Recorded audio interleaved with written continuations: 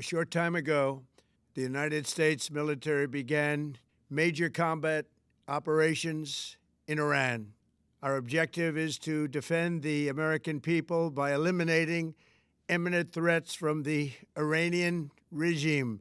They attempted to rebuild their nuclear program and to continue developing long-range missiles that can now threaten our very good friends and allies in Europe. What happens when America launches a war it says is about nuclear threats and missile danger?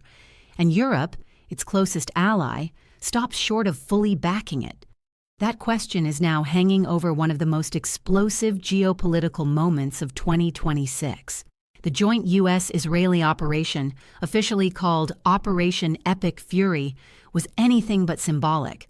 This was not a single airstrike meant to send a message. It was a sweeping military campaign. More than 20 of Iran's 31 provinces were hit. Tehran, Qum, Isfahan, Tabriz, Kermanshah, major political, military, and nuclear-linked cities, were struck in coordinated waves. Smoke rose across the capital. Air defenses fired into the night sky. Then came the moment that changed everything. Satellite images revealed heavy bombardment of the compound belonging to Iran's 86-year-old Supreme Leader, Ali Khamenei. Within hours, Iranian state media confirmed his death. This was no longer just about facilities or centrifuges. It was regime shaking. The most powerful figure in the Islamic Republic was gone. That single development transformed a military strike into a historic rupture. The stakes surged instantly, not only in the Middle East, but in Washington, Brussels, London, and beyond. The United States framed the assault as preemptive self-defense. President Donald Trump argued that Iran had been rebuilding elements of its nuclear program and advancing missile technology capable of threatening American allies in Europe, U.S. troops stationed overseas, and eventually the American homeland. The administration's position was clear. Iran could never be allowed to obtain a nuclear weapon, and waiting any longer would be reckless. This decision did not come out of nowhere. Negotiations in Geneva had stalled. Oman had tried to mediate. Washington pushed for tighter constraints on enrichment and missile development. Tehran insisted it had the right to enrich uranium for civilian purposes. Western governments countered that enrichment levels had reached a point with no credible civilian explanation. U.S. officials assessed that Iran had regained the ability to produce advanced centrifuges, a crucial step toward weapons-grade material. But here's where it gets complicated. While the White House described the threat as urgent and imminent, some U.S. intelligence sources reportedly questioned whether Iran was truly on the verge of fielding long-range missiles capable of reaching the American homeland.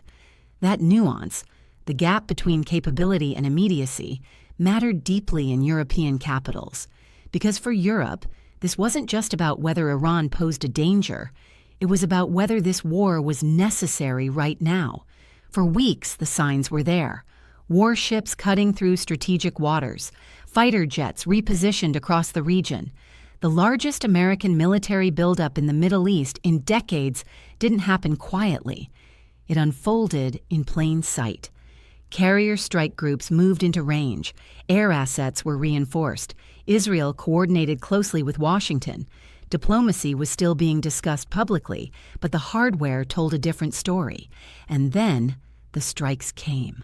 When Operation Epic Fury began on 28th of February 2026, it was overwhelming. This wasn't a warning shot. It was a coordinated multi-theater assault designed to cripple capability from the outset. Iranian Revolutionary Guard command centers were hit. Missile launch sites were targeted. Air defense systems were taken out. Naval assets were struck. Military airfields were bombed. Within hours, more than 20 provinces had been affected. Columns of smoke rose over Tehran. The message was unmistakable. This was about dismantling Iran's military infrastructure, not nudging it back to the negotiating table. But Tehran did not fold. Iran's response was swift and wide-ranging. Missiles and drones were launched toward Israel. American military installations across the Gulf, in Bahrain, Kuwait, Qatar, and the United Arab Emirates, came under fire. Sirens wailed across the region. Air defense systems lit up the night skies. Commercial air traffic was disrupted as countries scrambled to close or reroute airspace. The Gulf, one of the world's most critical economic corridors, suddenly felt like an active battlefield. Explosions echoed over Dubai, and when one incoming missile was intercepted, falling shrapnel killed a civilian. A stark reminder that even successful defense systems cannot eliminate the human cost of war. In Bahrain, Kuwait, and Qatar, U.S.-linked facilities were targeted, raising fears of direct American casualties and the potential for even deeper escalation. Inside Iran, the consequences were devastating. A girls' school in the south was reportedly struck, resulting in significant casualties.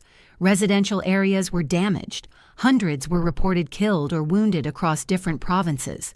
Iranian officials described the strikes as aggression that would never go unanswered. The Revolutionary Guard vowed further retaliation. The language hardened on all sides. What began as a preemptive strike aimed at nuclear and missile infrastructure had rapidly evolved into a full-scale regional confrontation. The speed of the exchange, attack, counterattack, escalation, made one thing clear. This was no longer a contained military operation. It was a conflict with ripple effects spreading across borders, economies, and alliances. And as missiles flew across the Gulf, Europe scrambled. In Brussels, the mood shifted almost instantly. By the time the first images of smoke over Tehran were circulating, emergency meetings were already piling up. Ambassadors were summoned, crisis calls were scheduled. The European Union moved into full contingency mode over the weekend. At the center of it stood Ursula von der Leyen, alongside European Council President Antonio Costa. Their message was deliberate and disciplined. The developments were deeply concerning. All sides must exercise maximum restraint. Civilians must be protected. International law must be respected. Nuclear safety must be safeguarded. The global non-proliferation framework, something Europe has invested decades defending, could not be allowed to unravel. It was the language of caution, the language of institutions trying to hold the line. The EU's top diplomat, Kaja Kallas, went further, describing the situation as perilous. She did not mince words about Iran's ballistic missile program or its nuclear ambitions, calling them serious threats to global security. But she also made something equally clear. Even in the face of escalation, civilian protection and humanitarian law must remain non-negotiable. Behind the scenes, coordination intensified. Kallas reached out to Israeli and Arab counterparts. The EU's Aspides naval mission in the Red Sea, originally deployed to protect shipping lanes, was placed on high alert, ready to safeguard maritime corridors if tensions spilled into key trade routes. Consular networks were mobilized. Non-essential personnel began withdrawing from parts of the region. On paper, the European message looked unified: de-escalation, diplomacy, restraint. But look closer, and the fractures begin to show. In a rare joint statement, the leaders of France, Germany, and the United Kingdom, Emmanuel Macron, Friedrich Merz, and Keir Starmer, emphasized one critical point: they did not participate in the U.S.-Israeli strikes. That line mattered. They condemned Iran's retaliatory missile attacks across the region. They reiterated that Tehran must never obtain nuclear weapons. They urged a return to negotiations.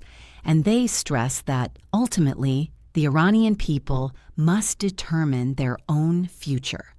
It was a diplomatic tightrope. Criticize Iran's destabilizing actions. Avoid endorsing American military escalation. Keep a diplomatic off-ramp alive. Macron described the situation as an outbreak of war with serious consequences for international peace and security, and called for an urgent United Nations Security Council meeting. Starmer convened the UK's Cobra Emergency Committee and emphasized that British military assets in the region were operating defensively and within international law. Berlin aligned with calls for de-escalation and renewed diplomacy, measured, calculated, controlled. But not everyone in Europe was speaking in the same tone. Spain's Prime Minister, Pedro Sanchez, went further than most. He openly rejected what he described as unilateral military action by the United States and Israel, warning that it risked contributing to a more uncertain and hostile international order. Madrid's stance reflected a broader shift in Spanish foreign policy. More vocal about international law, more skeptical of Washington's Middle East strategy, and increasingly positioning itself as a bridge to Arab states. Elsewhere, the emphasis shifted from diplomacy to security. Sweden warned of serious escalation, but underscored the necessity of preventing Iran from developing nuclear weapons. Poland's Prime Minister, Donald Tusk, focused on preparedness, monitoring the safety of Polish citizens and planning for multiple scenarios. Ukraine's President Volodymyr Zelensky aligned more openly with Washington, framing American resolve as a deterrent signal that adversaries like Moscow should not ignore. In Hungary, Viktor Orban zeroed in on energy vulnerability, highlighting oil supply risks and pipeline disruptions. Cyprus activated evacuation plans. Across the continent, governments quietly reviewed emergency protocols. The fragmentation was unmistakable. Some capitals leaned toward Washington's logic of confrontation. Others leaned toward caution and diplomatic containment. All of them were calculating exposure, economic, political, and security. And Washington noticed. U.S. Senator Lindsey Graham delivered a blistering critique of the joint statement from Paris, Berlin, and London. He accused Western Europe of having gone pathetically soft and suggested that by urging negotiations instead of fully backing the strikes, European leaders were failing to confront the Iranian regime decisively. His remarks crystallized the growing tension across the Atlantic. In Washington, this moment was framed as decisive confrontation, eliminating threats, reshaping deterrence, sending a message. In much of Europe, it was framed as dangerous escalation, something that required off-ramps, not applause. This divergence runs deeper than rhetoric. On substance, Europe is not sympathetic to Tehran. The EU has imposed extensive sanctions on Iran for human rights violations, nuclear proliferation concerns, and its military support for Russia's war in Ukraine. It has sanctioned members of the Revolutionary Guard. It has consistently opposed Iran's nuclear ambitions. Yet Europe's exposure to Middle East instability is immediate and tangible. Energy markets are the first pressure point. Even the perception of instability near the Strait of Hormuz, through which a significant share of global oil passes, can push prices upward. A sustained spike would feed inflation across the Eurozone and the UK at a time when governments are already balancing defense spending, industrial competitiveness, and household cost pressures. Shipping is the second vulnerability. The extension of the EU's Aspides naval mission through 2027 underscores how seriously Brussels treats maritime security. Instability in the Red Sea or Persian Gulf threatens supply chains and raises insurance premiums.